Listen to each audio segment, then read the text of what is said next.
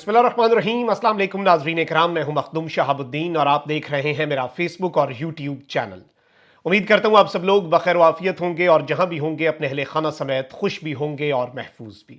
अगर अभी तक आपने इस वीडियो को लाइक नहीं किया तो लाइक जरूर कर लें। आपके लाइक्स और कमेंट्स हमारे लिए बहुत ज्यादा अहमियत के हामिल हैं। जिन लोगों ने चैनल को सब्सक्राइब नहीं किया उनसे यह दरखास्त है कि चैनल को सब्सक्राइब करके इंडिपेंडेंट जर्नलिज्म को सपोर्ट करें। नाज़रीन किराम, एक जानिब तो आपने पंजाब की असम्बली में और सिंध की असम्बली में मैंडेट चोरी के बाद बनने वाली हुकूमतें और वो इजलास तो देखे, लेकिन पाकिस्तान का एक ऐसा सूबा और पाकिस्तान की एक ऐसी असम्बली भी है जहां पर मैंडेट चोरों को मुंह की खाना पड़ी। खैबर पख्तूनख्वा असम्बली के विजुअल्स, वो वीडियोस इस वक्त वहां से हमें मौसूल हुई हैं जो ना सिर्फ इस वक्त मीडिया पर दिखाने की इजाजत नहीं है, बल्कि बड़े बड़े ताकतवरों को, बड़े बड़े मंसूबा साजों को वो वीडियोस देखकर हौल पड़ने वाले हैं। क्योंकि हर तरफ इमरान खान इमरान खान, जबरदस्त नारेबाजी।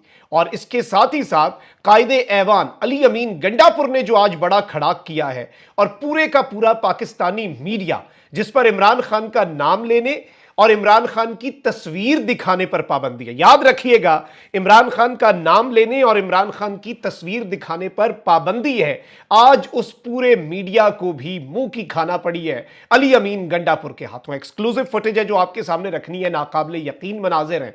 इसके साथ ही साथ कुछ और बड़ी हैपनिंग्स भी हैं पीटीआई के हवाले से, जो आपको पता है कि एक केस है पाकिस्तान तहरीक इंसाफ का, मखसूस नशिस्तों का, उस पर फैसला भी महफूज हो गया है।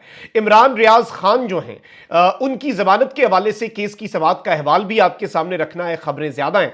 सबसे पहले आपको मैं ये बता दूं कि इलेक्शन कमीशन ने सुन्नी इत्तेहाद काउंसिल को मखसूस नशिस्तों के मामले पर फैसला महफूज कर लिया। Chief election commissioner Sikandar Sultan Raja की सरबराही में 5 रुकनी बेंच ने सुन्नी इत्तेहाद काउंसिल की मखसूस नशिस्तों के मामले पर समाअत की, जिस सिलसिले में अली जफर, बैरिस्टर गौहर, फरोग नसीम, आजम नजीर तारड़, कामरान मुर्तजा, फारूक नाइक और दीगर ने दलाइल दिए। सुन्नी इत्तेहाद काउंसिल के वकील अली जफर ने कहा कि इलेक्शन कमीशन ने कल ऑर्डर किया कि तमाम दरखास्तों को यकजा करना है। इलेक्शन कमीशन ने फैसला किया असेंबली में मौजूद तमाम जमातों को नोटिस किया जाए। ऐसा नहीं हो सकता कि आप रात को नोटिस करें और सुबह जमातें तैयार हों। इस समाअत को मानी खेज करार देते हैं।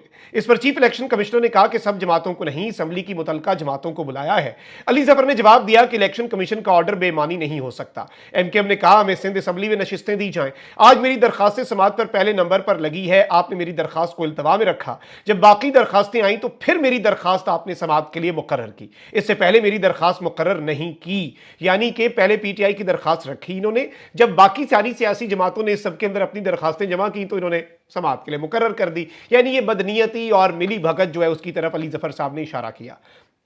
अली जफर ने कहा कि हकीकत यह है कि पीटीआई का निशान लिया गया। सुप्रीम कोर्ट में कहा था निशान नहीं देंगे तो मखसूस नशिस्त का मसला होगा।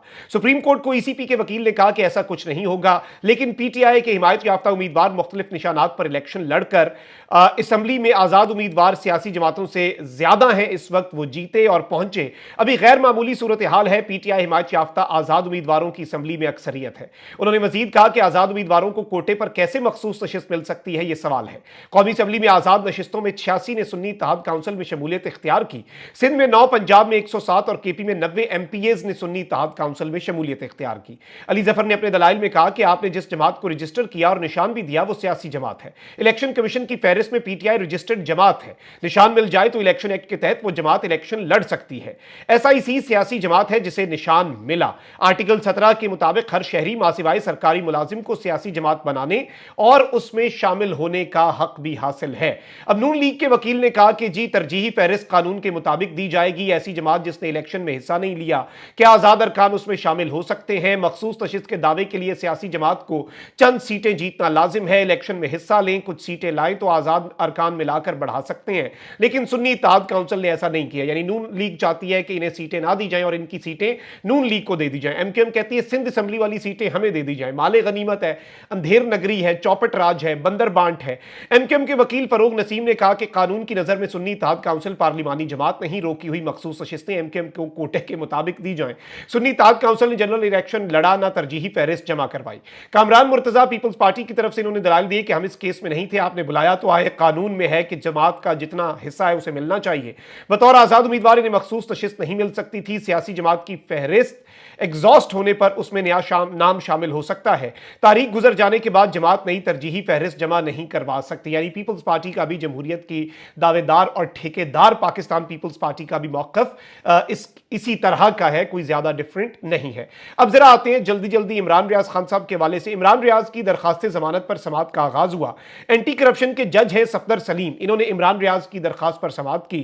हफ्ते के रोज अरशद भुट्टा की अदालत में पेश हुए। यह मौकफ था मियां अली अशफाक का। अदालत पूरा दिन मुद्दई मुकदमा और एंटी करप्शन हुक्काम को तलब करती रही। अदालती अमला उनको पूरा दिन फोन करता रहा। मुकदमे के एक एक नुक्ते पर फिर से दलाइल देंगे। और मियां अली अशफाक ने मजीद कहा कि एंटी करप्शन हुक्काम जानबूझकर इमरान रियाज की दरखास्त जमानत को इल्तबा का शिकार करना चाहते हैं। इस मुल्क की कोई एजेंसी रह नहीं गई जिसने कोई मुकदमा इंक्वायरी ना की हो इमरान रियाज के खिलाफ। इमरान रियाज को 142 दिन नक्शे से ही गायब रखा गया। Chief justice high court, chief justice Pakistan भी लाइल्म थे। इमरान रियाज खान जमानत केस में अदालत ने एंटी करप्शन हुक्काम के पेश ना होने पर इजहार बरहमी किया। डीजी एंटी करप्शन को 12:30 बजे जाती हैसियत में पेश होने का अदालत ने हुक्म दिया। लेकिन अब हुआ क्या? इमरान रियाज खान के जमानत केस पर जब दोबारा समाअत का आगाज हुआ तो डीजी एंटी करप्शन अदालत में पेश नहीं हुए। ऑब्वियसली वो क्यों पेश हों? स्पेशल प्रोसिक्यूटर अब्दुल समद अदालत में पेश हुए।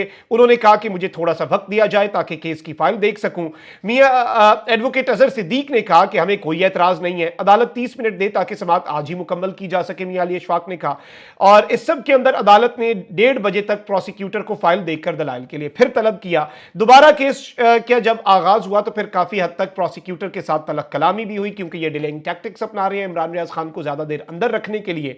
मियां अली अशफाक ने दलाइल का आगाज किया तो प्रोसिक्यूटर ने अदालत से चंद गुजारिशात करने की इस्तदा की। अभी मुझे फाइल नहीं मिली, रिकॉर्ड नहीं मिला, ये एंटी करप्शन की बदनीयती है, ये जवाब दिया जब इन्होंने मियां अली अशफाक ने। तो इस सब के अंदर मियां अली अशफाक ने कहा कि हमने इंतहा के सबर का मुजाहरा किया। अदालत ने डीजी एंटी करप्शन को जाती हैसियत में तलब किया। सुहेल जफर चट्ठा करप्ट अफसर हैं। नैब ने 2 अरब का रेफरेंस बनाया। नैब ज़दा डीजी एंटी करप्शन अदालत में पेश कैसे होगा?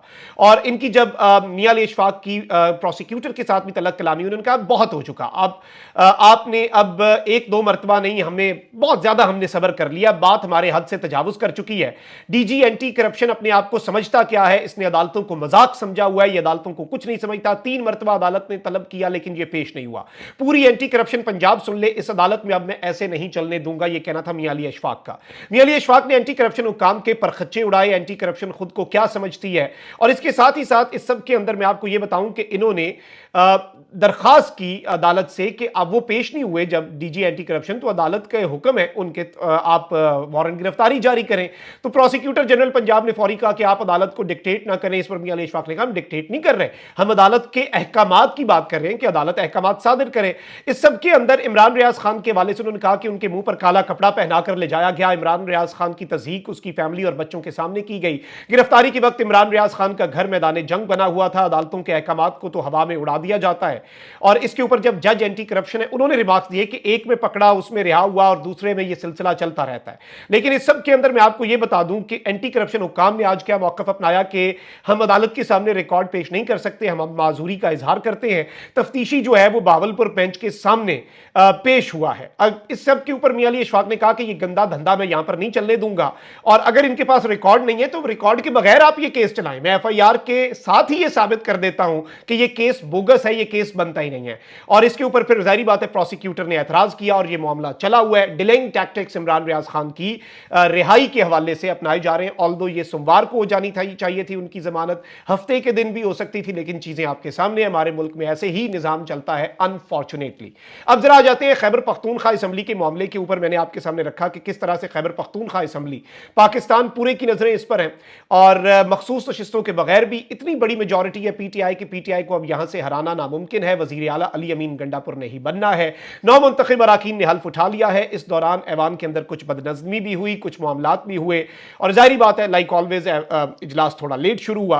पहले आपको एक वीडियो दिखाते हैं। केपी असेंबली में विजिटर गैलरीज में जितना रश था before the MPAs of Pakistan Tehreek Insaf arrived अपने हल्फ के लिए, और अभी तो स्पीकर का कल इंतखाब होगा, फिर लीडर ऑफ द हाउस का होगा, और सिर्फ एमपीएज के हल्फ के टाइम पे इतना जोश और जज्बा इससे पहले आपने पाकिस्तान की किसी असेंबली के अंदर, किसी हल्फ बर्दारी के अंदर, किसी इजलास के अंदर विजिटर गैलरी में नहीं देखा होगा। ऑल्दो मरियम नवाज भी रिसेंटली अपने बंदे लेके गई एमएसएफ वगैरह के यूथ के, लेकिन वो ऑब्वियसली आर्टिफिशियल होता है और रियल होता है। आप जरा ये क्लिप देखें।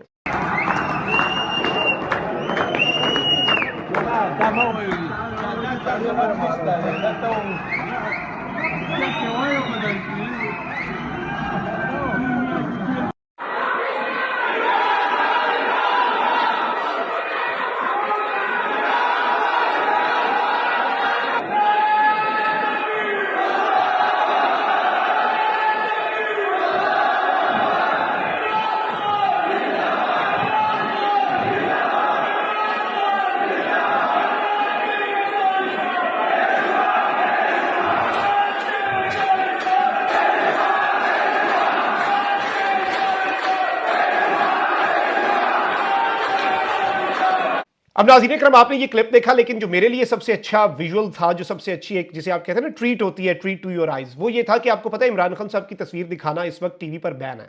और वो तस्वीर नहीं दिखा सकते, नाम नहीं ले सकते, बानी पीटीआई कह सकते हैं। कहीं पर कोई किसी के मुंह से इमरान खान निकल जाए तो फिर वो उसे सही कर लेते हैं, लेकिन तस्वीर इमरान खान साहब की दिखाना अलाउड नहीं है। रिसेंटली भी हमने देखा कि सारे पॉलिटिकल लीडर्स, इवन मैं शाहजेब खानजादा का शो देख रहा था, तो और इवन हामिद मीर साहब और ARY बाकी सारे चैनल्स भी, उसमें जब वो अपने ग्राफिक्स दिखाते हैं तो वो अपनी रिपोर्ट दे रहे थे कि किस किस वजीर आजम के साथ पाकिस्तान में क्या हुआ। तो बाकी सारे वज़राए आजम की तस्वीरें लगी हुई थी, इमरान खान की तस्वीर की जगह खाली बंदा, एक एनोनिमस बंदा लगाया हुआ था। तो यहां से आप अंदाजा कर लें खान की तस्वीर दिखाना अलाउड नहीं है। लेकिन अली अमीन गंडापुर ने जो आज खड़ा किया यहां पर असेंबली में एंटर होते हुए, वो बड़ा इंटरेस्टिंग है, because he had Imran Khan photo in his hand. और आपको वजीर आला को तो कवरेज देनी पड़ेगी, वजीर आला को कवरेज देंगे तो फिर खान की तस्वीर भी दिखानी पड़ेगी। और कम से कम वो कुफ्ल जो है, वो कहते हैं ना कुफ्ल टूटा खुदा खुदा करके, तो वो टूट चुका है। आप जरा ये वीडियो देखें।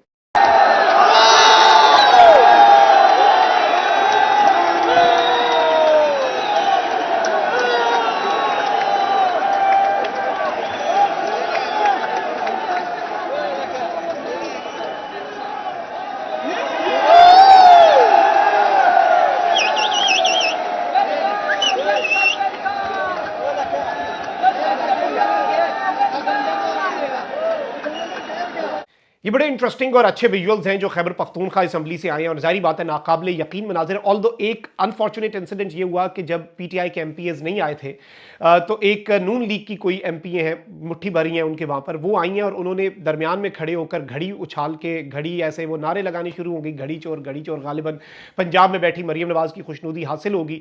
अब जो पीटीआई के विजिटर गैलरी में लोग थे, आई पर्सनली थिंक कि वो सिर्फ नारों से जवाब देते तो that would have been a lot better, क्योंकि कुछ लोगों ने झंडे फेंके, कुछ ने पेन्स फेंके। तो वो चीज़ें तो मैं समझता हूँ नहीं होनी चाहिए ऑब्वियसली फिजिकली, और वो भी एक खातून खड़ी थी। लेकिन इसके अलावा ओवरऑल जो माहौल है वो बहुत ज़्यादा चार्ज था। मैंने अनफॉर्चुनेट इंसिडेंट भी बता दिया, ये होना ही नहीं चाहिए था पूरा इस तरह का मामला। और अगर कोई कर भी रहा है तो लेट देम डू इट। वो ओवर शेडो हो जाना था जब पीटीआई के बंदे आने थे कि पी असेंबली में क्या मसला है ऐसा। तो ये चीज़ें थी जो आपके सामने रखना बहुत ज़रूरी थी। अपना बहुत ख्याल रखिए। अल्लाह निगहबान। पाकिस्तान जिंदाबाद।